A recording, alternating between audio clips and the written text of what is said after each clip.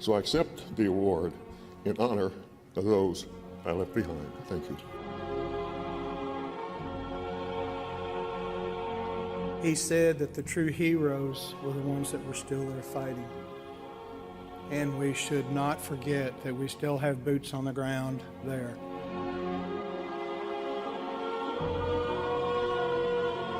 I've served with these soldiers, airmen, sailors, Marines, Coast Guardsmen in Afghanistan and Iraq. They are our next greatest generation.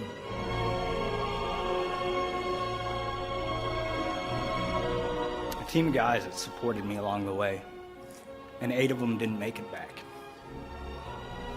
And I'm here standing in front of you on their behalf.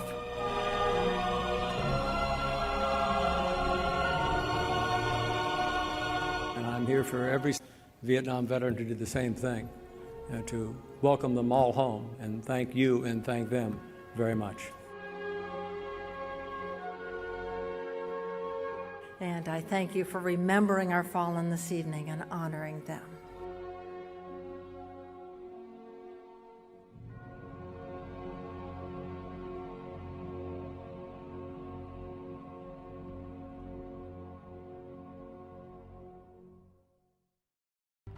Hello, I'm Jim Roberts, president of the American Veterans Center. Here at the AVC, every day is, in a sense, Veterans Day. Day in and day out, it is our mission and our privilege to honor our veterans' legacy of service and sacrifice, and to preserve that legacy for future generations. We seek to accomplish our mission through a wide variety of programs. There is one program that is particularly close to my heart, however, and that is the American Veterans Center Honors. The Honors is the only awards program in America that pays tribute to those who deserve it most, our veterans.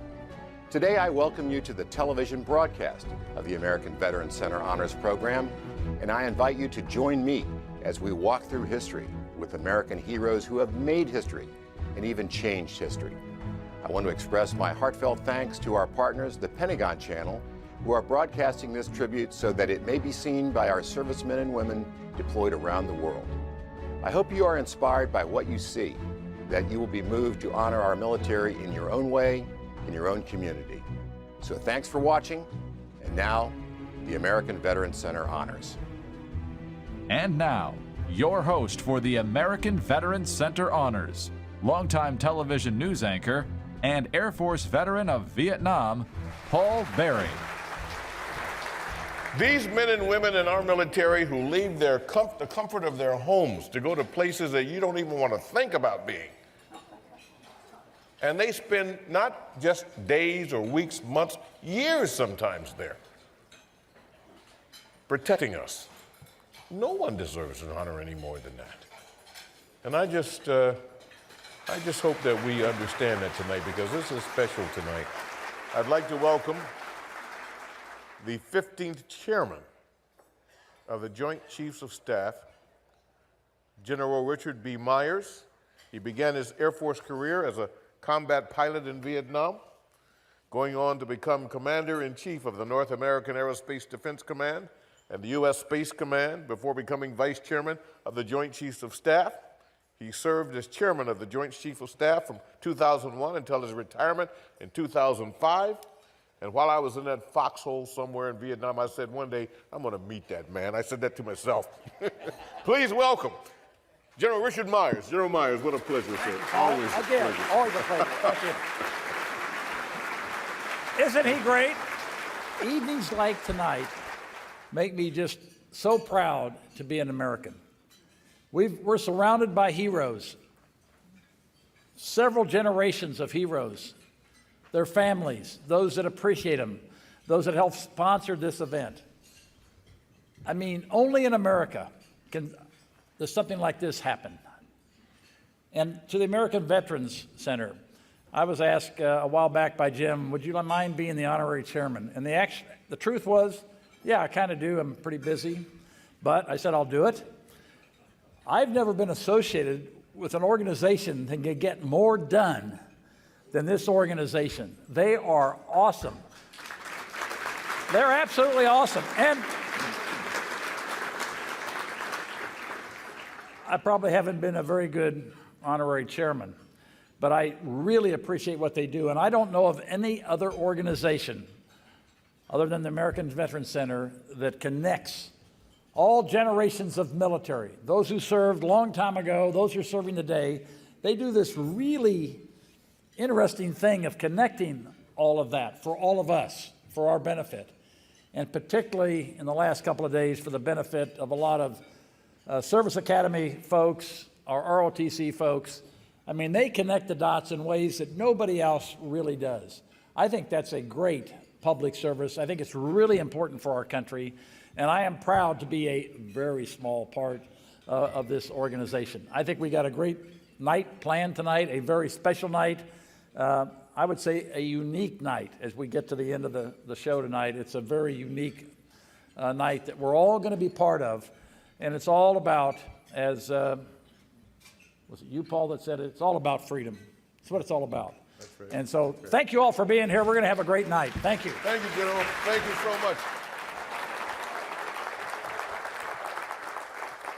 We appreciate that, General Myers, and you'll be joining us on stage this evening to help present some of the awards a little bit later. And now, before we eat, and we're about to do that, I would like to, this works because folks are willing to support this. And one of our great supporters, we're very pleased to bring to the podium just for a few moments to say a couple of things to you. I'd like to introduce Christopher Jones, Corporate Vice President and President of Northrop Grumman Technical Services Sector, representing tonight's presenting sponsor. Let's give them a round of applause. Northrop Grumman, ladies and gentlemen. Chris. Hey, Chris. Hey, Paul.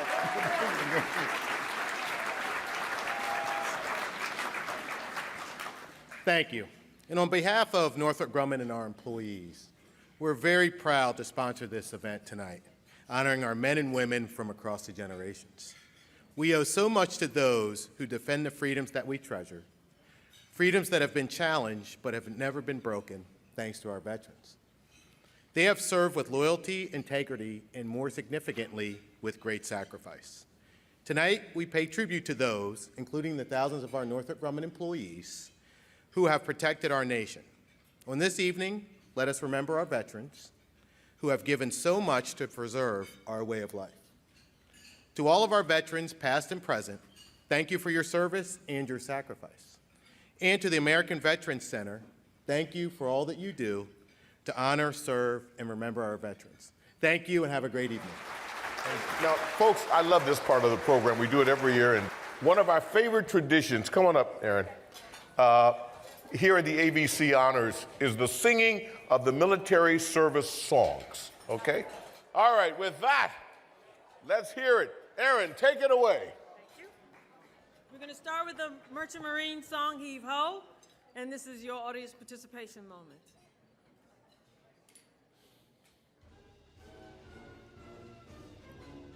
Heave ho, my lads, heave ho. It's a long, long way to go. It's a long, long pull with our hatches full, braving the wind, braving the sea, fighting the treacherous foe. Heave ho, my lads, heave ho. Let the seas roll high or low. We can cross any ocean, sail any river, give us the goods and we'll deliver. Damn the submarine, we're America's merchant marine.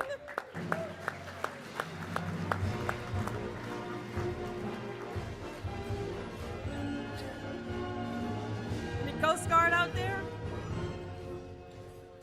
We're always ready for the call. We place our trust in thee. Through surf and storm and howling gale, high shall our purpose be. Semper Paratus is our guide, our fame, our glory too. To fight, to save, or fight and die, I, Coast Guard, we are for you. I know it is.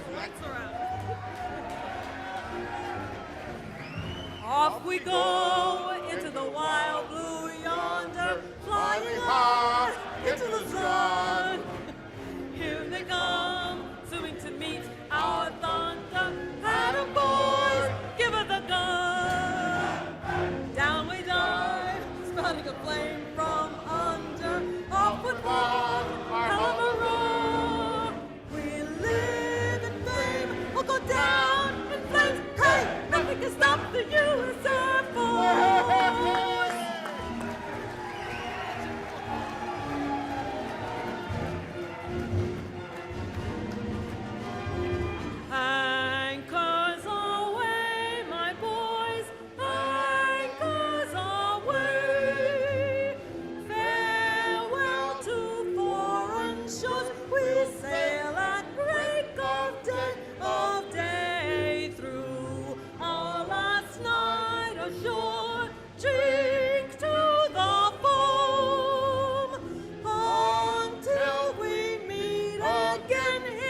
wishing you a happy voyage home.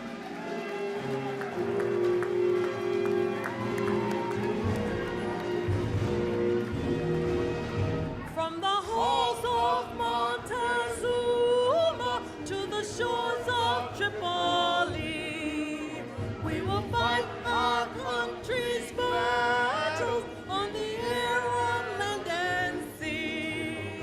First to fight for right and freedom, and to keep our honor clean. We are proud to claim the title of United States Marine.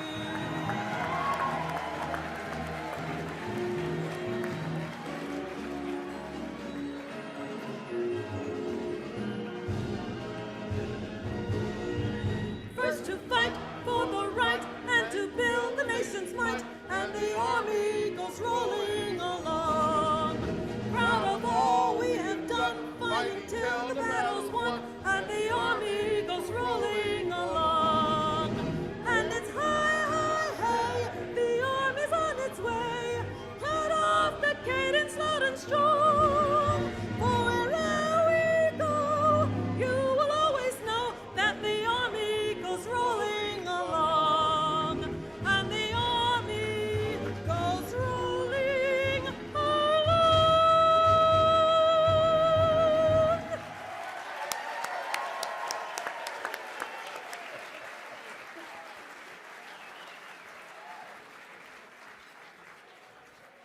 The Audie Murphy Awards represent a man who was one of the most decorated American soldiers of World War II, receiving every award the Army had to offer, including the Medal of Honor. The Audie Murphy Award is the oldest award presented by the American Veterans Center. Let's have the story of our first recipient of the 2013 Audie Murphy Award. One of the great military lives of the 20th century began on February the 11th, 1923, in Phillipsburg, New Jersey. Son of an Army officer who fought in World War I, Frederick James Croson Jr. grew up near an Army Reserve cavalry base, looking forward to his own future Army career. Croson later enrolled in Rutgers University and participated in the ROTC program. He was nearing graduation when, on December 7, 1941, the Japanese attacked Pearl Harbor, plunging the United States into World War II. Called to active duty, Croson attended Officer Candidate School and was commissioned a second lieutenant in August 1944. He soon found himself leading a platoon in the 63rd Blood and Fire Division in the European theater. Croson and his men saw heavy combat, notably in the Colmar Pocket in early 1945. It was during this epic battle that an Army lieutenant by the name of Audie Murphy would brave enemy fire to cover his comrades' retreat, actions for which he would be awarded the Medal of Honor. Croson's men continued to see some of the toughest fighting of the war, suffering tremendous casualties and seeing a 300% turnover in its strength. Yet despite being wounded himself, Croson never left his unit, rising to the rank of captain and taking command of his company as it drove into the heart of Germany. Frederick Croson's career continued to flourish following World War II. He commanded a battalion in Korea and would go on to serve 2 tours in Vietnam. Later, General Croson would command the legendary 82nd Airborne Division and the 7th Corps in Germany, before rising to serve as the 16th Vice Chief of Staff of the Army. General Croson's many awards include 2 Silver Stars, the Distinguished Flying Cross, and 3 Bronze Stars with Valor. He has had the distinction of receiving the Purple Heart 3 times, having been wounded in World War II, Korea, and Vietnam, as well as in an assassination attempt while serving as Commander-in-Chief, U.S. Army, Europe. General Croson rose through the ranks by proving himself a fierce warrior, a great leader, and an insightful thinker. A career that was launched on the battlefields of Europe as part of the greatest generation. For his long and distinguished service, and for his valor in the Second World War, the American Veterans Center is proud to name General Frederick J. Croson Jr., recipient of the Audie Murphy Award. ladies and gentlemen, the recipient of the 2013 Audie Murphy Award, General Frederick J. Croson Jr. General, please come forward.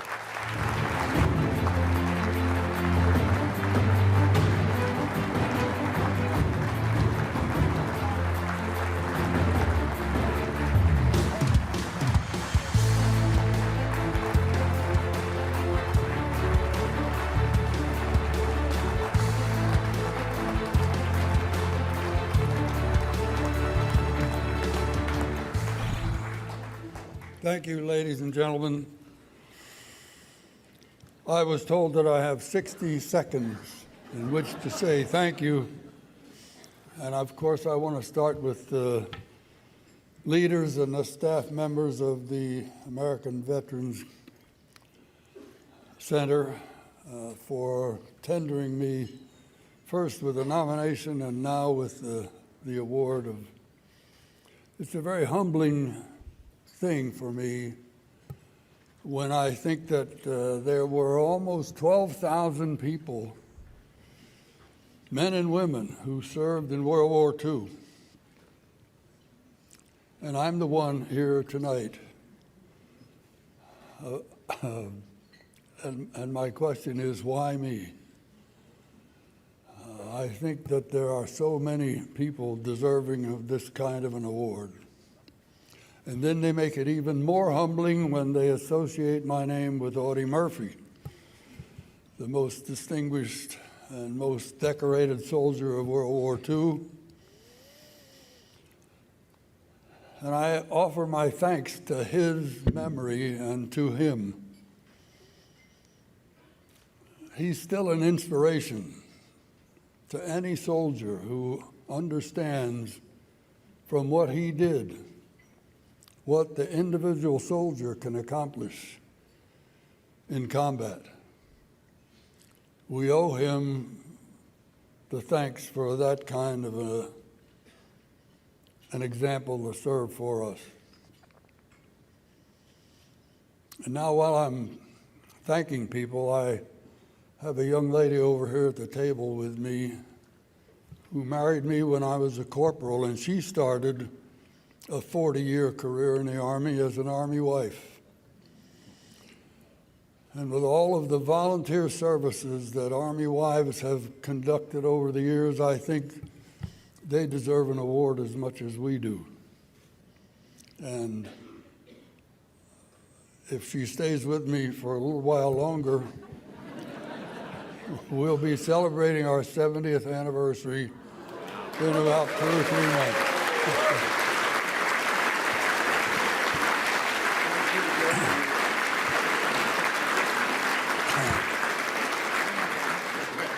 Now you're using up some of my 60 seconds. So finally, I want to say thank you to all of you who are in attendance today. You certainly have made this a memorable occasion for me, which I will cherish for the rest of my days. Thank you.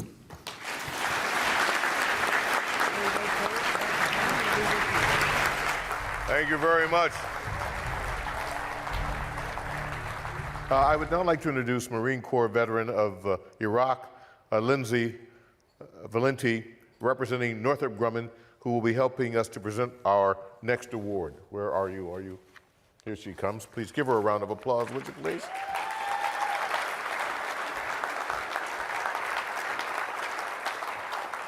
Nice to have you with us. And now, the story of the second recipient this year of the 2013 Audie Murphy Award. During the early days of World War II, Japanese intelligence broke every code the U.S. devised. They anticipated American actions, sabotaged messages, and issued false commands. The American response was an increasingly complex code that required hours of encryption and decryption.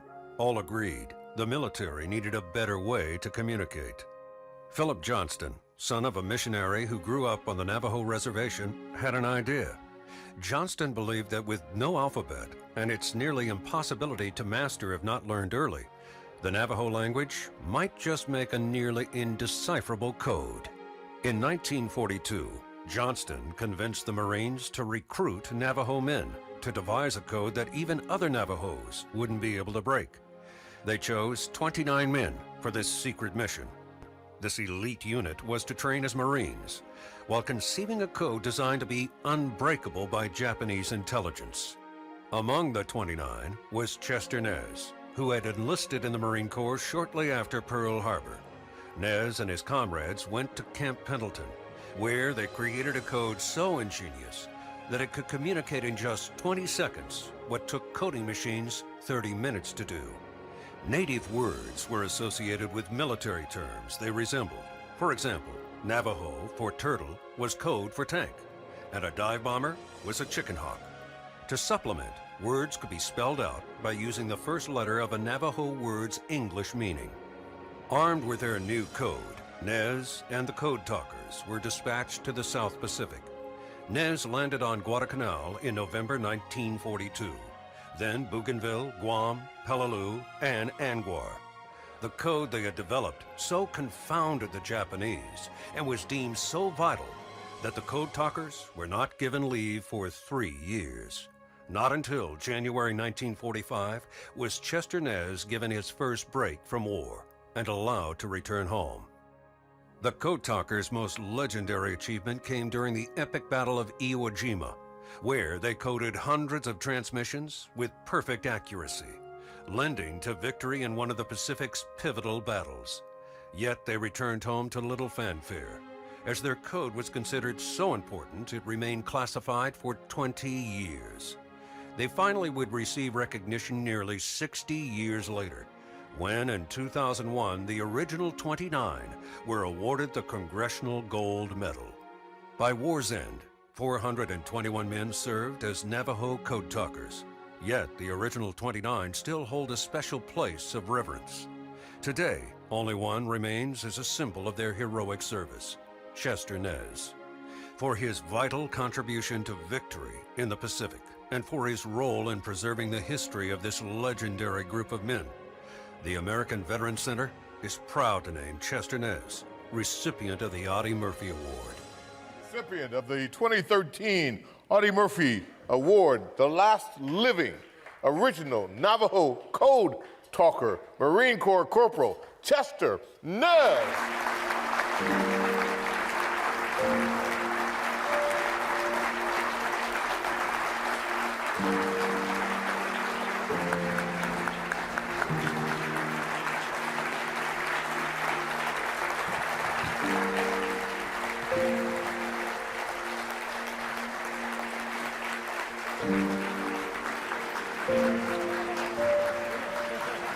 I'd like to thank everybody here, and I'm very grateful to receive this award.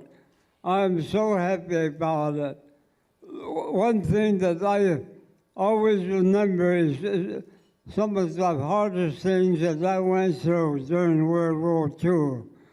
But my luck came through, and I just came home and spent the days and nights with my family. I am very happy to be here with you people, and I'm very happy to say thank you very much. Thank you. Thank you so much. God bless you, and well deserved, sir. Well deserved. Chester Nez.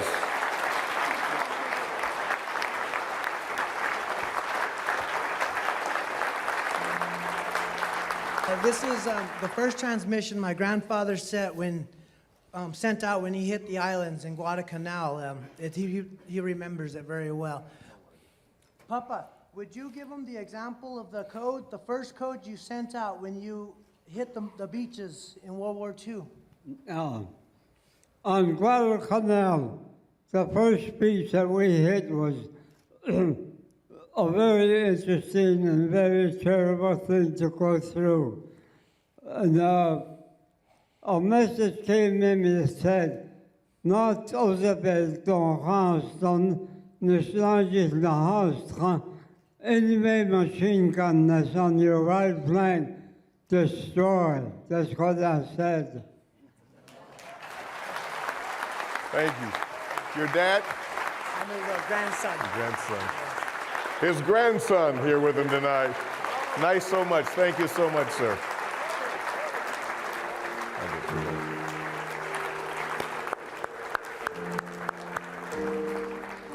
That's special, folks. That's very special.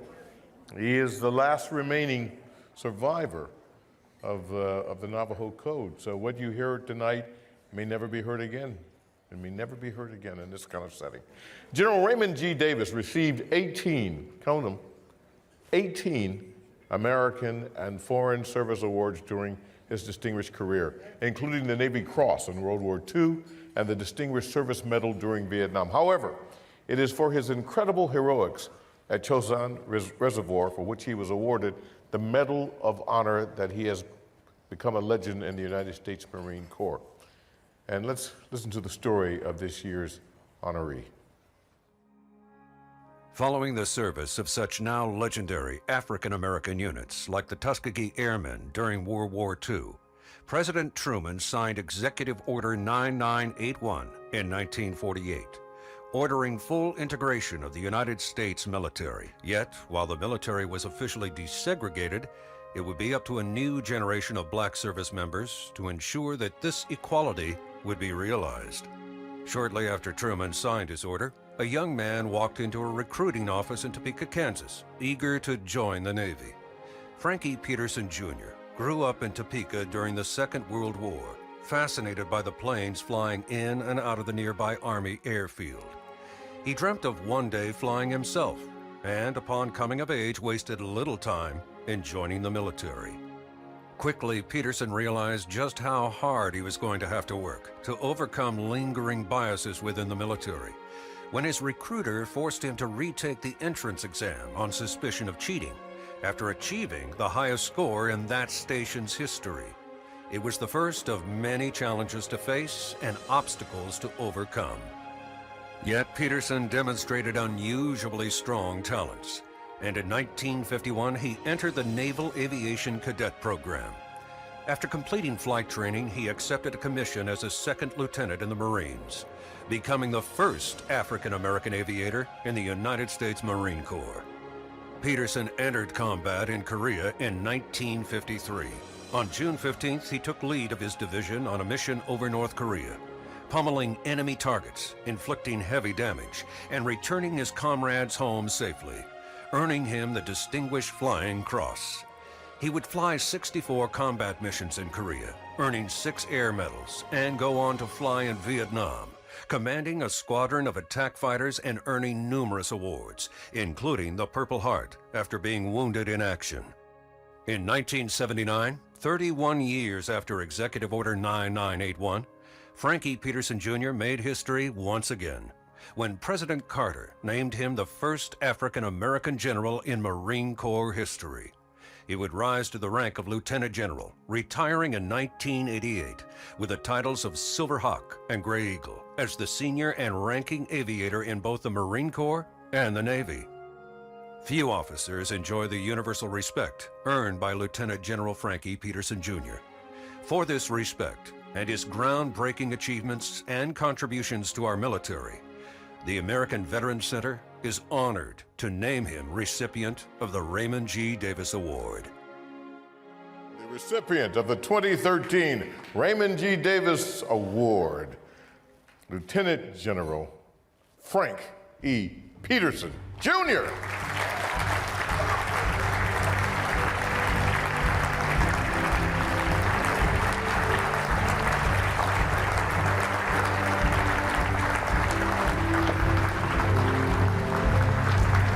Buddy. It's a pleasure, sir. Good to see you.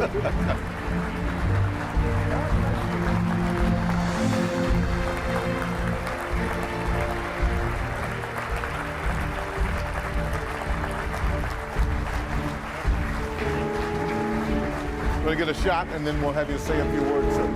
Okay? Take your time. No hurry.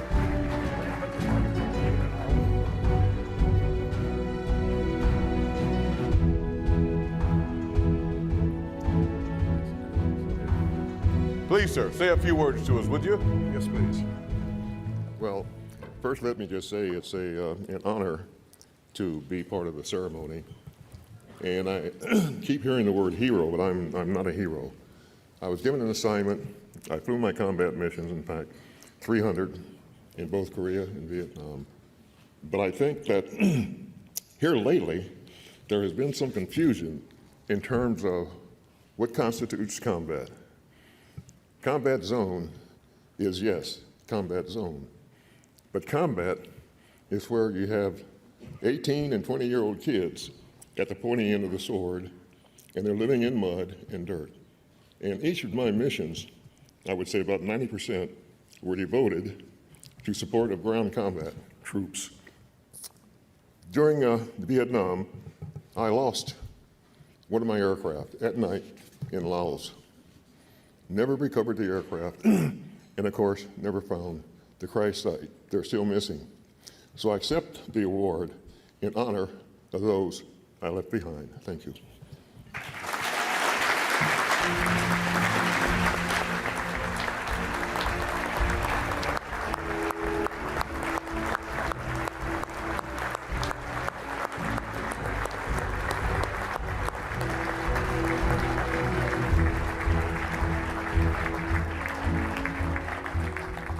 Now, you know what? I believe with all my heart that given the chance right now, he could fly the hell out of an F-16 right now. He just take it, make it do all the things it's supposed to do. He could do that. He's just got that spirit and that honor. Joe Ronnie Hooper is among the most decorated men in American military history, earning 37 medals throughout his service in Vietnam, including the Medal of Honor. And before we show you the story of our 2013 honoree, we would like to invite Mrs. Faye Hooper, who we've known each other for a while, widow of Joe Hooper, to say a few words about Joe and help present the award. Come on up, Faye. We love having you with us here.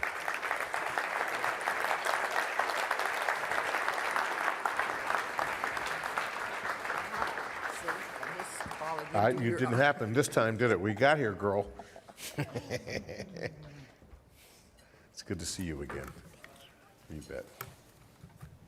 Nobody told me that I had a minute to speak, so I assumed that I have an hour.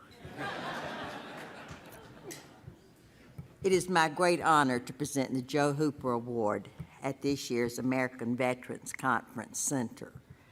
I would like to express my thanks to Jim Roberts for establishing this award in memory of my husband, Joe Hooper. Joe loved America. He once stated, "Serving one's country is a great privilege, not a worrisome sacrifice." He would be so proud to see the love of country, the professionalism, and the courage of the young men and women serving in the military today. Joe would be especially honored and humbled to know that the award bearing his name is presented tonight to Bob Carey, a man who has served his country as a Navy SEAL, governor, senator, educator, author, and devoted family man. Because of men like Bob Carey, today's soldiers and our beloved veterans, we are able to live in the greatest country in the world. Let us all remember to pray for our soldiers and for God to continue to bless America. Thank you. Joseph Robert Carey, known as Bob, grew up in Lincoln, Nebraska, graduating from the University of Nebraska-Lincoln in 1966, with intentions of becoming a pharmacist.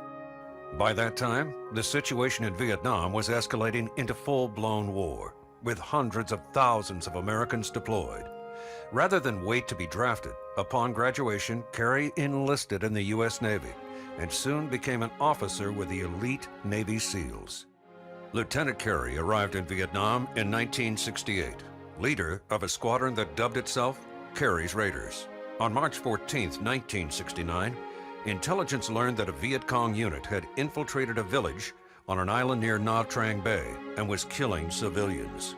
Carey was ordered to lead his men on a midnight mission to neutralize the enemy and capture its leaders.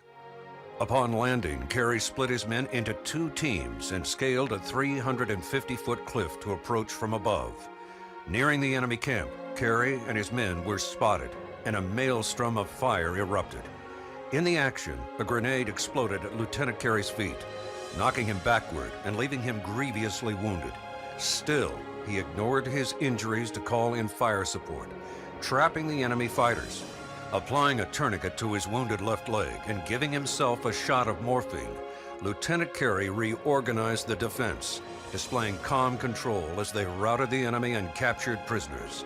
He continued to direct his men, barely conscious, until they were evacuated. Lieutenant Carey spent 8 months in the hospital recovering from the wounds that would result in the loss of his leg, ending his naval service. At the White House on May 14, 1970, Bob Carey would be presented our nation's highest military award, the Medal of Honor. In 1972, he met fellow Medal of Honor recipient and hero of Vietnam, Joe Hooper. After leaving the Navy, Bob Carey would embark on a career in business, leading him back home to Nebraska as its 35th governor. He was elected to the United States Senate in 1988, where he served until 2001. Through his military service and honors, Bob Carey has served as a symbol of the valor and sacrifice of his comrades in arms. Through his continued service to his country, Senator Carey has earned admiration and respect from both sides of the aisle. It is for this service, during and since Vietnam, that Senator Bob Carey is recognized as recipient of the Joe Ronnie Hooper Award. Senator Carey, ladies and gentlemen, let's hear it again for him. Thank you. Well, I'm genuinely here for Joe Hooper and for all of their Vietnam veterans. Faye and I were talking about Joe, and I told her about the time that I met him now almost 40 years ago, and how much I admired him, how tall he stood in my eyes and still does. And she said to me, you know, Bob, Joe was crazy. And I said, well, I kind of know that he was crazy. But he was crazy in love with his country. And he was crazy in love with freedom, and he was crazy willing to fight for that freedom. And so I'm here for Joe, and I'm here for every single Vietnam veteran who did the same thing, to welcome them all home and thank you and thank them very much.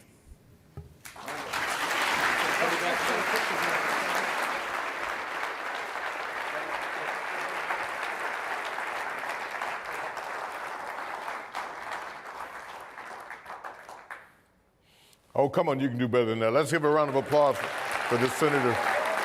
Served his country in a wonderful way. Thank you so much, Senator. A pleasure to have you with us.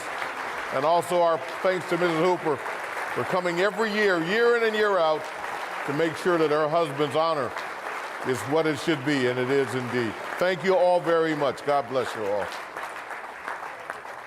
We now come to a very special part of the evening, the presentation of the Stefano Agostinelli Memorial Scholarship Award. Stefano was a promising young student with a tremendous admiration for the United States military, whose dream was to someday serve as a special operations officer.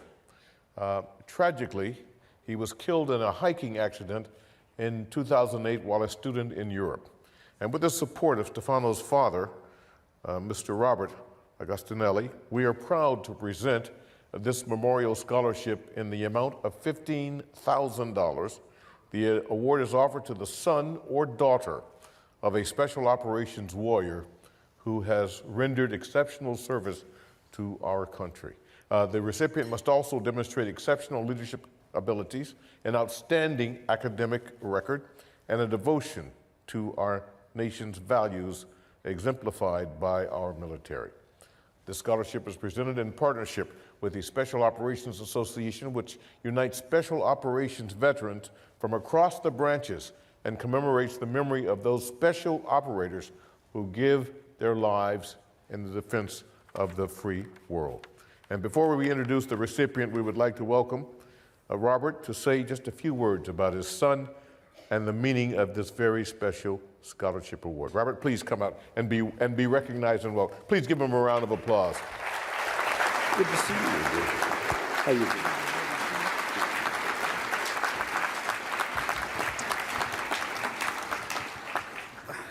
I also have 60 seconds.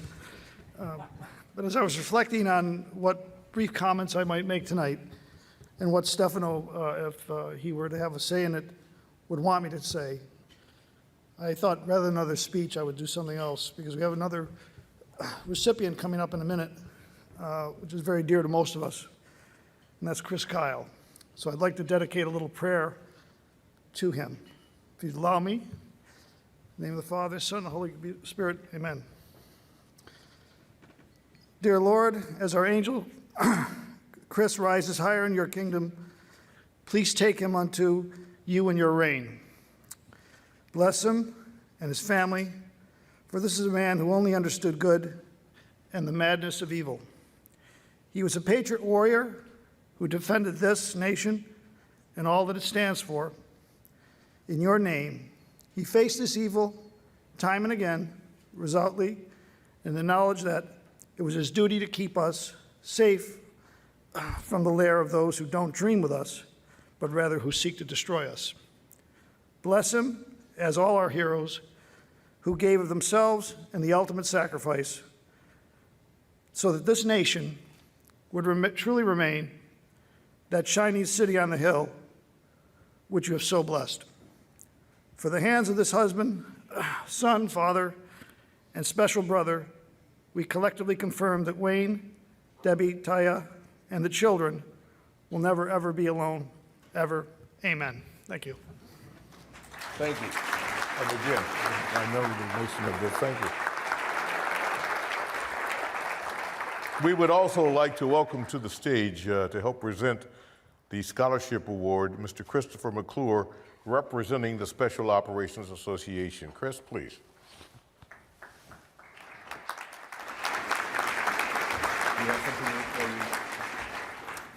We want to thank the Special Operations, on behalf of the Special Operations Association, I'd like to thank the Agnestellis for their generosity, and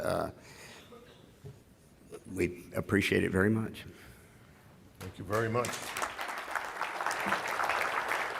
The recipient of this year's scholarship is Samantha Diane Shipman, currently a sophomore at Baylor University. Samantha is the daughter of Major Don Shipman and his wife, Diane. Major Shipman served for 30 years, rising from private to major, and served with distinction with the 5th Special Forces Group in the Gulf War. Growing up in a military family, Samantha has lived across this country and has been involved in numerous charitable endeavors since she was very young. She has participated in overseas humanitarian assistance projects in South Africa, Costa Rica, where she'll be returning again in March 2014. She's enrolled in the Honors College at Baylor with interest in speech pathology and psychology and a goal pursuing a PhD following college. In both her charitable and academic pursuits, Samantha Shipman has sought to live by the spirit of the U.S. Army Special Forces to free from oppression those who are, and has proven to be a very worthy recipient of this year's Scholarship Award. Ladies and gentlemen, please welcome Samantha Shipman and her father, Special Forces veteran Major Don Shipman, to the stage.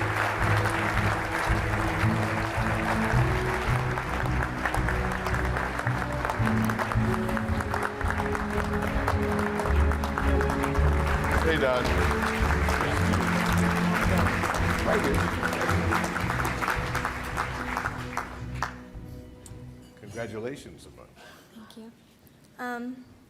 On this special weekend, I would just like to say thank you to each and every one of you veterans for the future that you have given me and for the future that you have given our country. God bless you.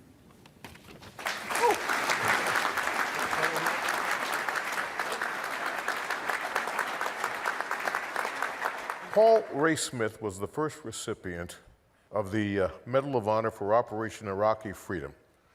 He was unfortunately killed in action on April 4th, 2003, while fighting off an enemy attack from a company-sized force. His widow, Bridget, joined the American Veterans Center to create the Paul Ray Smith Award in 2006 in an effort to honor the service and the valor of his fellow men and women of this latest generation of American heroes. Let's hear the story of this year's honoree now. Navy SEAL Chris Kyle never thought of himself as an American hero or even an exceptional sniper. But as millions know now, he was both. A veteran of 4 tours of duty in Iraq, Kyle saw combat in all of them, for which he was awarded the Purple Heart, the Bronze Star, and the Silver Star multiple times. Most remarkably, as a sniper, Kyle was responsible for 160 officially confirmed enemy kills. In 2009, Kyle retired from the Navy in order to spend more time with his family and wrote a best-selling book, American Sniper. He also devoted time to helping veterans in need. On February 2nd, 2013, he was fatally shot by a young vet suffering from PTSD, who he had tried to help. Following his death, it became apparent just how great the legend of Chris Kyle had grown. An outpouring of grief saw thousands of people line the 200-mile funeral route from Midlothian to Austin, Texas. In an emotional tribute, Kyle's widow, Taya, said Chris was not interested in the number of kills that he had. He would have been interested in the number of lives he had saved. Saving lives was his only motivation. In the months since his passing, it's become clear the universal respect that Chris Kyle earned during his too short life. For his outstanding service in Iraq and for his support of those who served alongside him, the American Veterans Center remembers Chris Kyle as a recipient of the Paul Ray Smith Award. Ladies and gentlemen, tonight as we honor the legacy of Chris Kyle, one of the truly legendary warriors of this current generation, we would like to welcome to the stage Wayne and Debbie Kiley, Chris's parents, who are here to accept this honor on his behalf. Please give them a warm welcome, Mr. and Mrs. Kyle.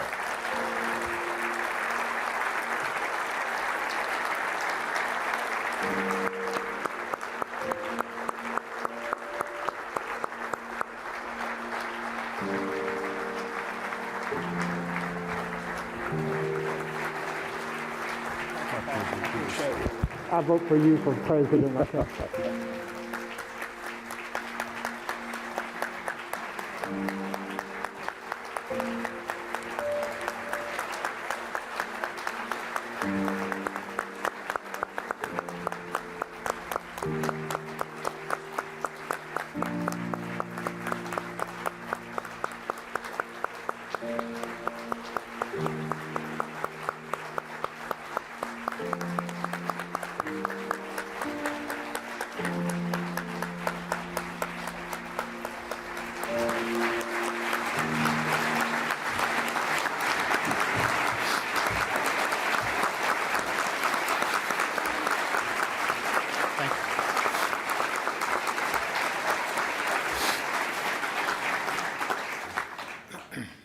Thank you very much. Was doing pretty good until Robert gave that blessing. I thank you so much for that, Robert. Debbie and I are very honored to be here tonight to receive this award on behalf of Chris. Chris was a type of individual, like the video said, he did not believe he was an American hero. He downplayed everything he did. He said that the true heroes were the ones that were still there fighting. And we should not forget that we still have boots on the ground there. Always keep them in your prayers, keep them in your thoughts. Chris was a very humble man, and he had dedicated his life after leaving the service to give back to veterans. He formed the motto, "It is our duty to serve those who serve us." And that's what he did. He always gave back. And in fact, he gave his life giving back, trying to help a troubled young vet. We thank you for this award. We thank the American Veterans Center for inviting us to be here. It is an honor, and we thank you. And God bless all of our troops, wherever they may be. And I must say, Semper Fi to all the Marines out there, and happy birthday tomorrow. Thank you. Congratulations. You bet. You bet.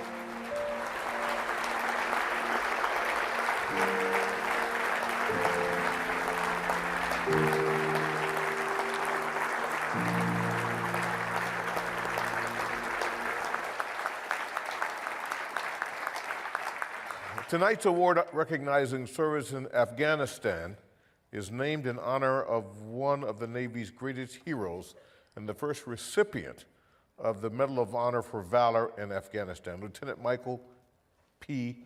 Murphy. Lieutenant Murphy's story of sacrifice became legendary following Operation Red Wings, where Murphy and his team of 3 SEALs were tasked with reconnaissance of a Taliban leader's stronghold. After being discovered by local goat herders, Murphy faced a very difficult choice. The goat herders were clearly civilians, but were also likely to be sympathetic to the Taliban. Letting them go unharmed would assuredly lead to their position being compromised. Murphy did not hesitate, rightfully ordering the goat herders to be freed and his SEALs to adopt a defensive position as they awaited evacuation and, of course, inevitable attack. And before we present this year's award, we are honored to have with us here tonight Mr. Dan Murphy, who will say just a few words about his son, Lieutenant Michael Murphy, and stay on to help present the award. Mr. Murphy, please come forward.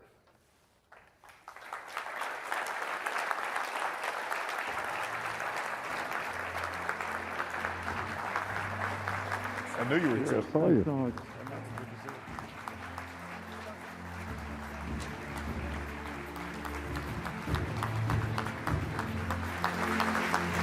Thank you. Oh, please sit down. Thank you so much.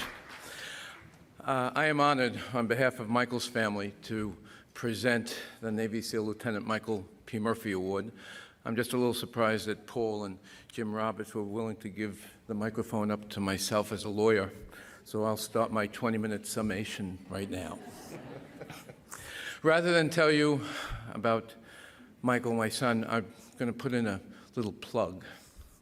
For those of you who may not be aware, Marcus Luttrell wrote a terrific book, New York Times bestseller, called Lone Survivor. That is now a movie.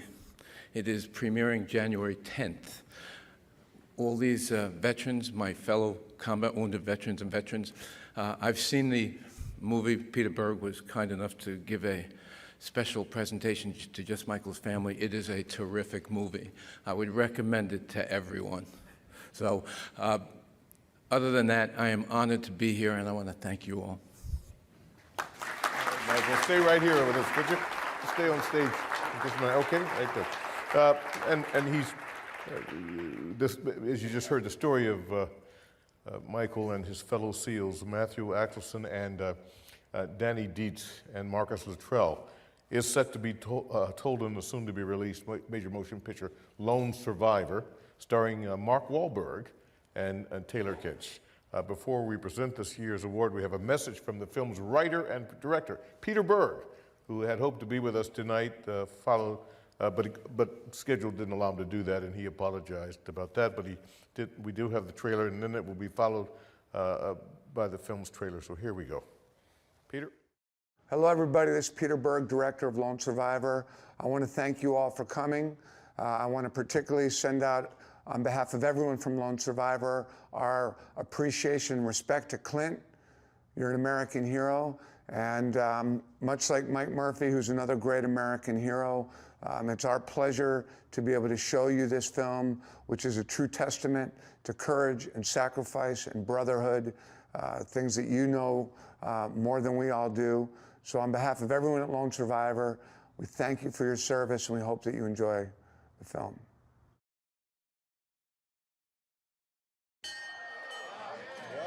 I'm a petty officer, Shane.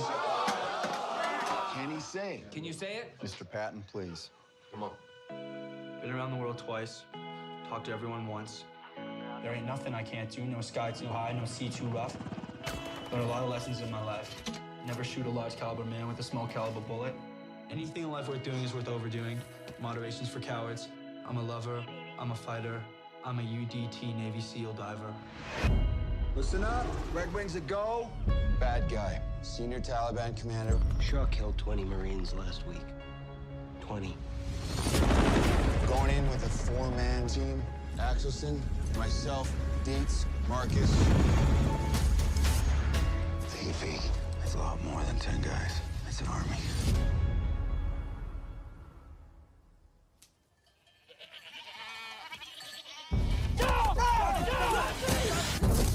This up is compromised. This is Spartan 01, radio check. Danny, you radio working?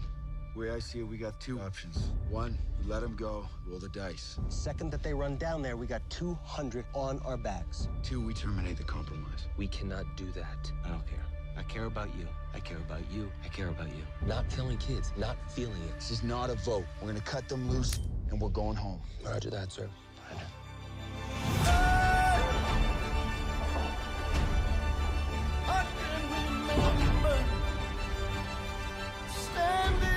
You see this? We're fixing to get into a pretty good gunfight.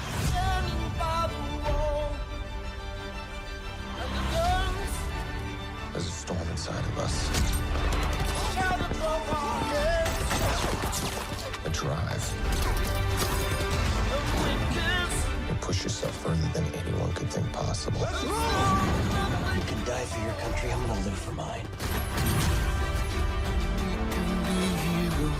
See? God's looking out for us. We're good, right? We're solid. We can be heroes. You are never out of the fight. Just for one day. Wow. Truly an incredible story of sacrifice, as you can see.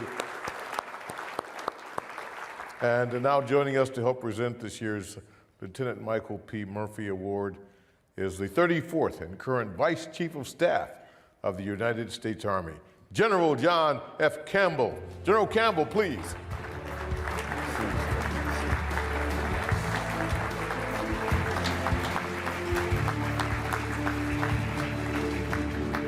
Well, what a great evening. It is my honor tonight to talk very quickly about this next greatest generation. 1961, President Kennedy said that in the long history of our world, only few generations will have that opportunity to defend in its hour of need. I've served in combat as a brigade commander in the 82nd Afghanistan. I've served as an assistant division commander in Iraq, and I've served as a division commander in Afghanistan with the 101st Airborne Division. I've served with these soldiers, airmen, sailors, Marines, Coast Guardsmen in Afghanistan and Iraq. They are our next greatest generation. And if we could turn the lights up and have all of our veterans and currently serving members of the service, all services that have served in Iraq and Afghanistan, please stand.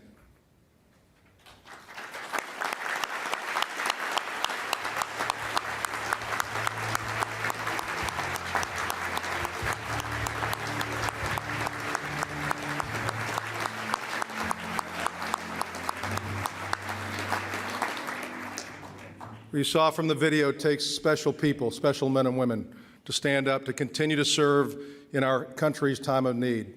Afghanistan and Iraq, with IEDs, with the insider threat, our men and women continually face danger day in and day out.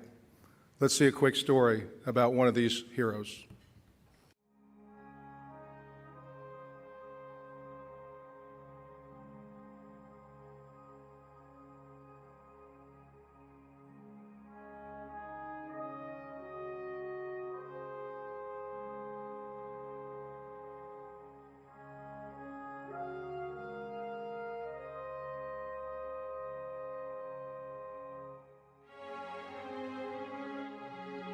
Staff Sergeant Clinton L. Romachet distinguished himself by acts of gallantry at the risk of his own life above and beyond the call of duty, while serving as a section leader with Bravo Troop, 3rd Squadron, 61st Cavalry Regiment, 4th Brigade Combat Team, 4th Infantry Division, during combat operations at Combat Outpost Keating in Afghanistan, October the 3rd, 2009. That morning, Romachet and his comrades awakened to an intense attack by 300 enemy fighters, occupying high ground on all sides of the complex. Romachet moved under intense enemy fire to conduct a reconnaissance of the battlefield and to seek reinforcements before returning to action with the support of an assistant gunner.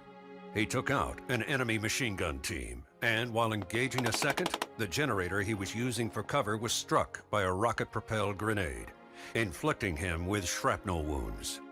Undeterred, Romachet continued to fight, and upon the arrival of another soldier to aid him and the assistant gunner, he again rushed the exposed avenue to assemble additional soldiers. He then mobilized a 5-man team and returned to the fight equipped with a sniper rifle.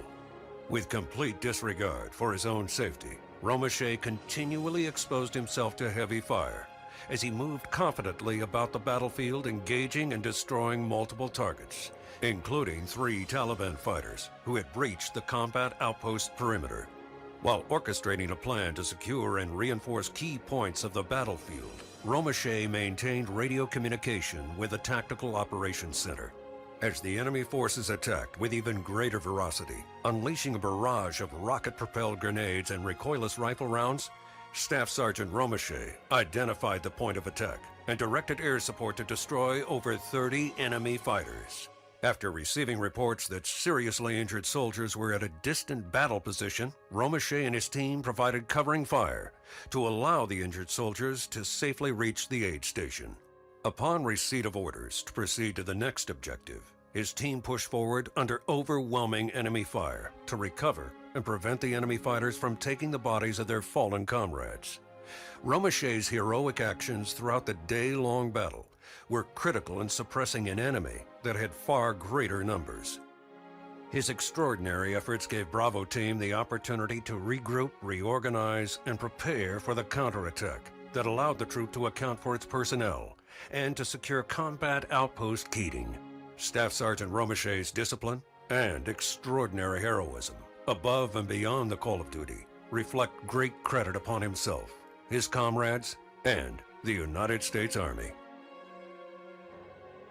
What a great way to honor Lieutenant Michael Murphy, but to present the 2013 Michael Murphy Award to Clint Romeshay, Medal of Honor recipient.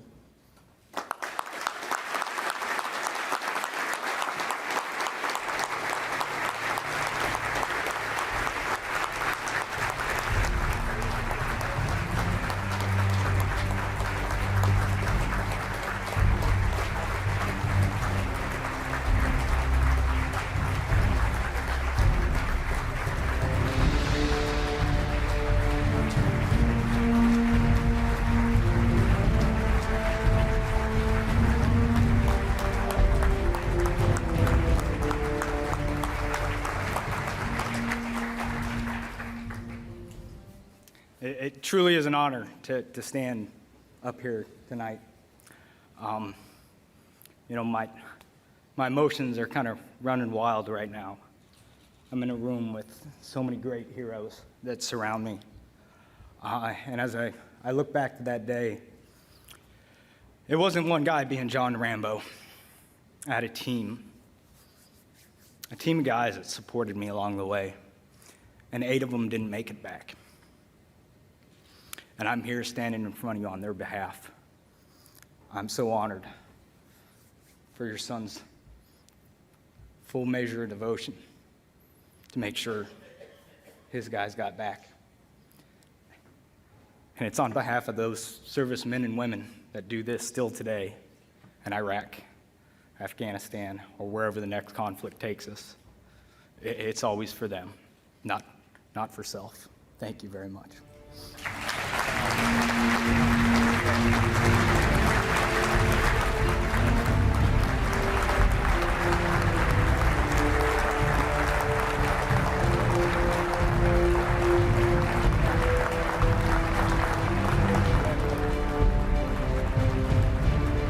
I'd like to have one of those handshakes and hand it out.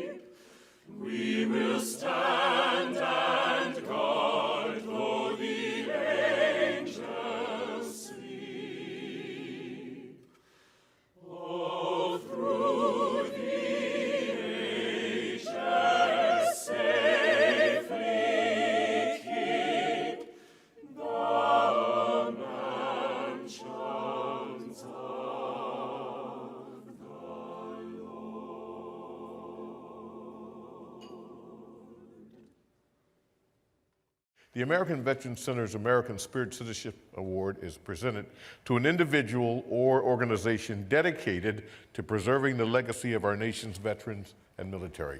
We would like to welcome Vice Admiral Robin Braun, Chief of Navy Reserve, to the stage to help present this year's American Spirit Citizenship Award. Admiral, please.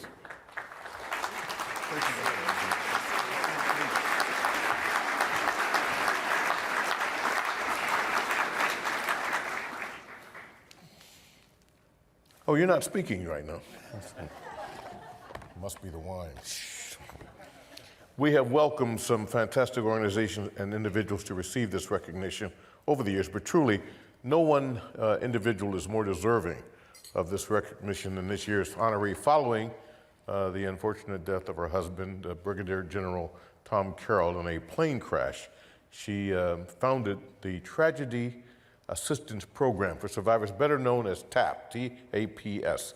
TAPS provides peer counseling and grief support to those who have lost loved ones while serving their country. It has become among our most respected service organizations. My father, Sergeant First Class Jeffrey Haycock, died in an Army training accident in 2002 when I was 10 years old. The following year, we came to TAPS for the National Seminar and Good Grief Camp in DC. And it was the first time that my brothers and I ever felt like somebody truly understood what we were going through. Nobody understood what it was like to lose a parent and being in elementary school. Kids are mean, kids didn't understand what it was like. So, TAPS was that resource for us, that family that we didn't have. Well, I actually heard about TAPS from our casualty assistance officer after my brother, U.S. Army Specialist Christopher Nyberger, was killed in action in Iraq in August of 2007. I actually called TAPS a few weeks after my brother's death because I had gotten up at a women's networking event to give a presentation, and I actually came apart on stage during the presentation and started crying. And so I reached out to TAPS. I called and initially was connected with another sister who, like me, had lost a younger brother. And she's someone I can call when I need some encouragement or someone who can understand some of the different things that you deal with when you're a family of a fallen service member. Meeting Bonnie was life-changing for us. TAPS and Bonnie and everything she's done has been amazing. Called me frequently just to make sure that I was doing okay, that my brothers were okay, that I was just getting by. And she does that for so many people.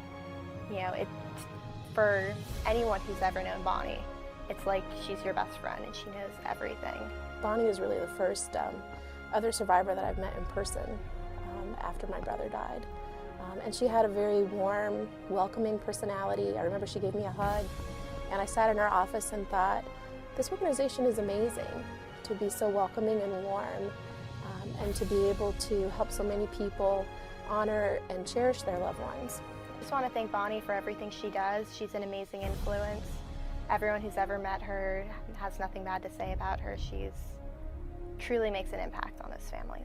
Bonnie Carroll is an amazing, giving, and loving person, and I am so glad that she is receiving this honor for the incredible work that she does through the Tragedy Assistance Program for Survivors. Bonnie, please, what a pleasure to welcome you to the stage for this wonderful award. Please. What a humbling evening. And on behalf of the now over 50,000 families who are part of TAPS, I want to thank you so much for embracing us and remembering us. The American Veterans Center is about honoring those who have had an impact and who are leaving a legacy. I was inspired to join the Air Force by my mother, who was an aviator in World War II, just as my husband was inspired by his father, who was a soldier in World War II. And today, we take that legacy, my husband's posthumously and mine in his honor, to change the lives of those who are grieving a loved one. When a commander knocks on the door and gives that devastating news and presents the folded flag, TAPS is there to walk beside the family for the weeks and months and years to come. And I thank you for remembering our fallen this evening and honoring them. Thank you.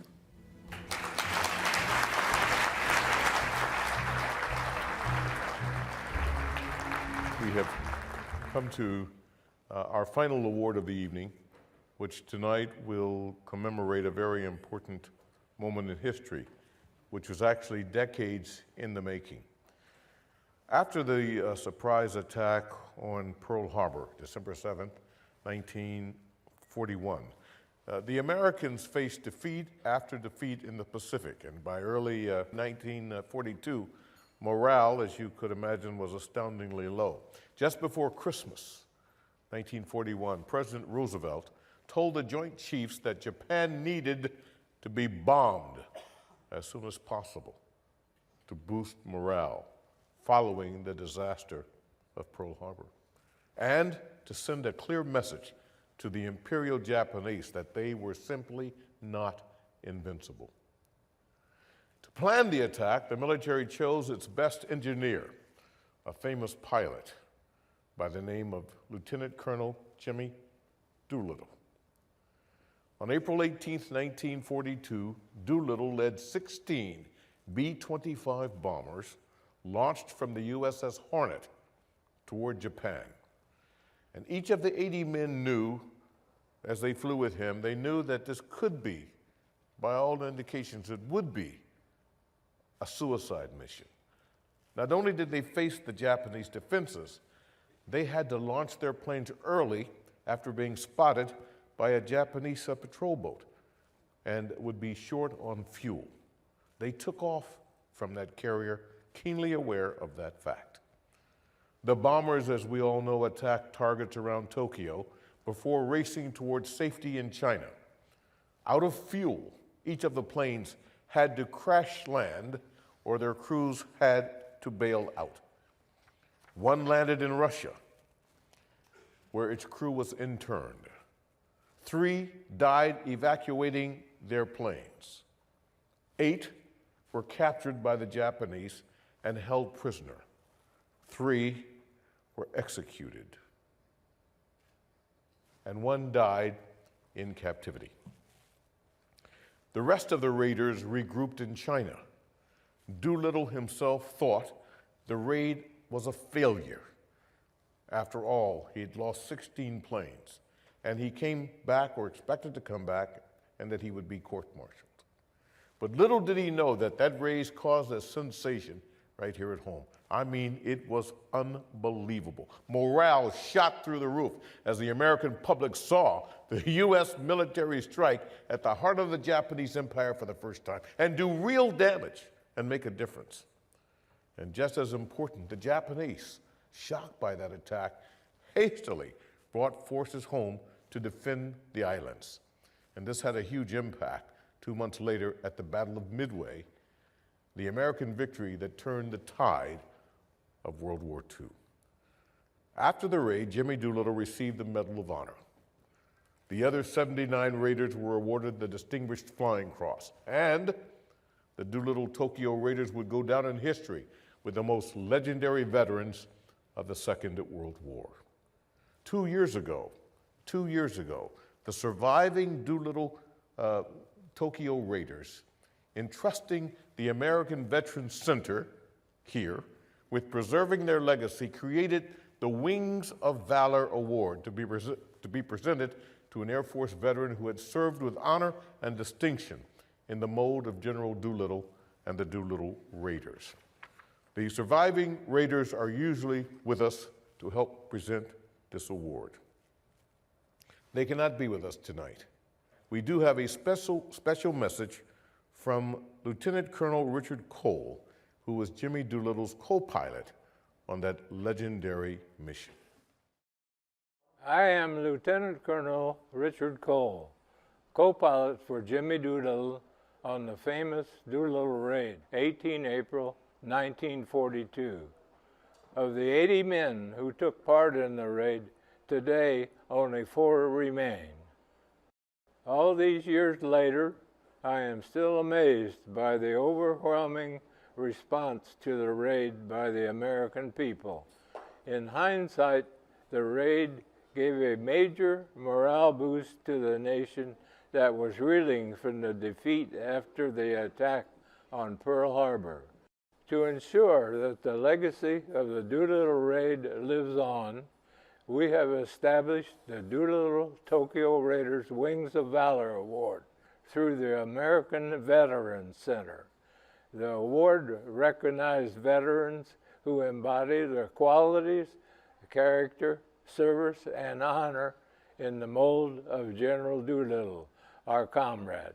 Thank you, and to all veterans, thank you for your service. And may that spirit of General Doolittle never die. Lieutenant Colonel Richard Cole, who just recently celebrated his 98th birthday. Let's give him a round of applause, and that's wonderful.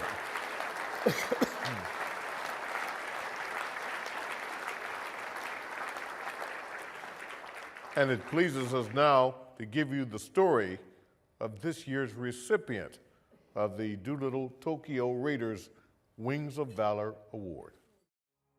On August 26, 1967, then Major George Bud Day, commander of a squadron of F-100s, was leading a mission over North Vietnam when his plane was suddenly rocked by enemy fire. Though able to eject, he smashed into the plane's fuselage, shattering his arm. Upon landing, he was captured, taken to a bunker, and harshly interrogated. Despite treatment that would break many, Day refused to talk. His captors staged a mock execution and hung him from a rafter by his feet. Figuring that Day was too weak to attempt an escape, his captors took little care in securing him. They figured wrong, as Day untied himself and ran into the jungle, where he evaded enemy patrols, living off berries and frogs. A few weeks later, Day heard helicopters and stumbled toward the sound. Realizing they were U.S. choppers evacuating a Marine unit, Day hurried to catch them. Unfortunately, he arrived just as they left the landing zone. And his bad luck continued, as the next day he encountered a North Vietnamese patrol, which shot him and returned him to the very same camp from which he escaped. Major Day was soon moved to the infamous Hanoi Hilton. The conditions were miserable. Day suffered from malnutrition, his wounds were untreated, and he was repeatedly tortured. His captors believed Day had broken him, as Day finally began to talk. But once again, they were wrong. Though broken physically, Day had the mental strength to provide them with false information on every important question. In February 1971, American POWs gathered for a forbidden religious service, when enraged guards burst in with their guns drawn. At that moment, one of the prisoners stood staring directly at the guns and began to sing. The song was the Star-Spangled Banner, and that man was Bud Day. One by one, fellow prisoners stood, joining in the anthem to freedom, their bodies broken, but their spirits strong. George Bud Day was finally released on March 14, 1973. 3 years later, along with fellow POW James Stockdale, he was awarded the Medal of Honor. A veteran of World War II, Korea, and Vietnam, Bud Day would become the most decorated living American prior to his passing on July 27, 2013. For his leadership among the POWs, he became an Air Force legend and a name that every American should know. A great hero, fierce patriot, and good friend, the Doolittle Raiders and the American Veterans Center are proud to honor the legacy of Colonel Bud Day with the Wings of Valor Award.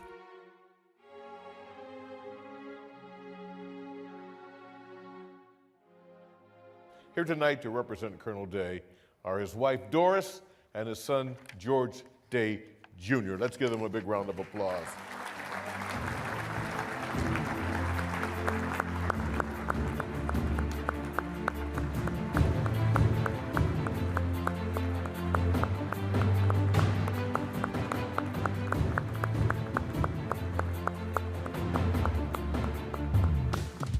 Well, as many of you know, my father passed away end of July.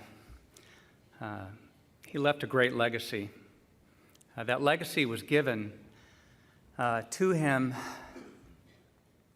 and passed on to this country, this great country, the one that he respected so highly. And I remember as a kid when he came back from Vietnam, he said, "My hero is a guy named Jimmy Doolittle." Now, I didn't know at that time who Jimmy Doolittle was, except that he led something called the Raiders over Tokyo. Of course, I'm a history buff now, but I will say that the legacy that Jimmy Doolittle gave my dad as his hero is so great and so powerful. For one thing, we have a nation that was founded on principles that is like none other in the world. And this nation has a constitution that so many have volunteered to support and defend against all enemies, foreign and domestic. Now, in fact, Jimmy Doolittle once said that and I'm getting this a little bit off right now, but basically, there's nothing stronger than the heart of a volunteer. He led 79 other men, a band of brothers, over a nation that decided to pick against us. And he said no.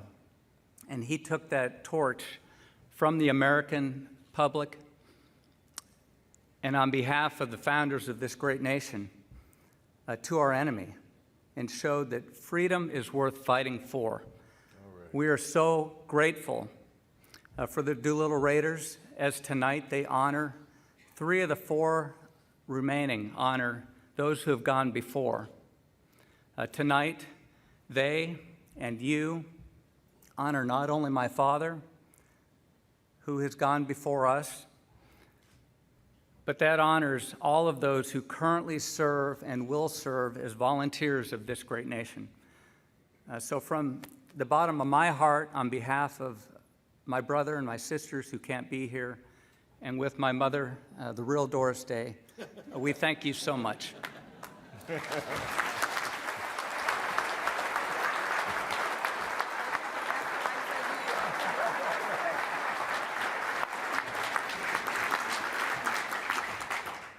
Thank you so much for honoring Bud.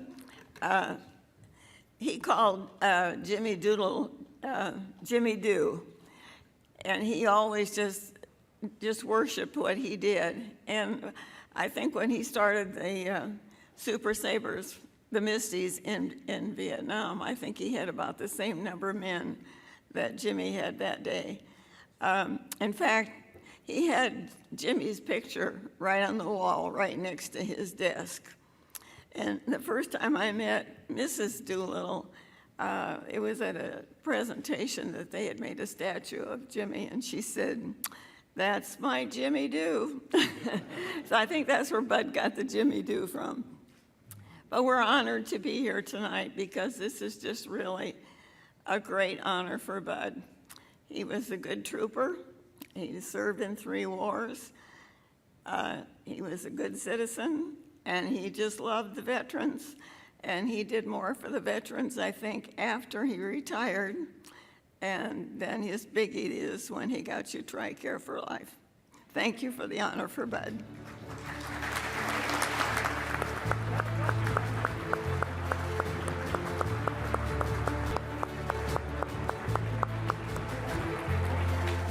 Ladies and gentlemen, tonight is indeed a truly historic night, and one that we are about to take part in, a historic thing. After the war, the surviving Raiders gathered each year to commemorate the raid and to honor their lost comrades. In the 1950s, they were presented with a set of 80 silver goblets, each inscribed with the name of a Raider. For decades, that case has held a bottle of Hennessy Cognac from the year 1896, the year of Jimmy Doolittle's birth. So tonight, right now at the National Museum of the United States Air Force in Dayton, Ohio, 3 of the 4 remaining Doolittle Raiders have gathered together. And in a special ceremony happening as we speak, one of the last major events of World War II, decades in the making, is now taking place tonight, and you're part of it. To those in the darkest days of World War II who gave us hope and inspiration, and to those who 71 years plus later still give us hope and inspiration, to the Doolittle Raiders. Here, here. Raiders, here.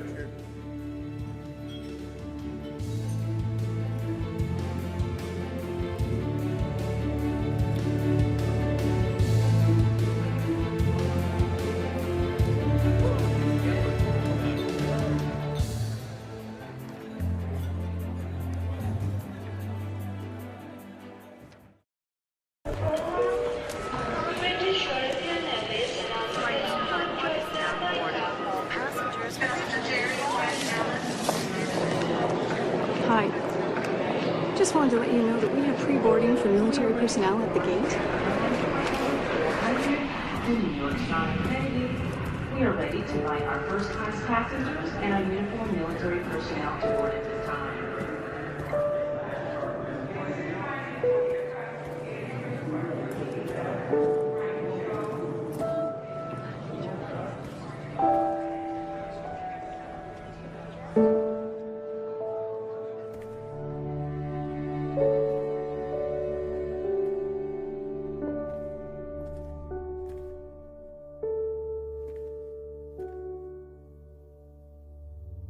To those who put our country first, we're honored to do the same for you.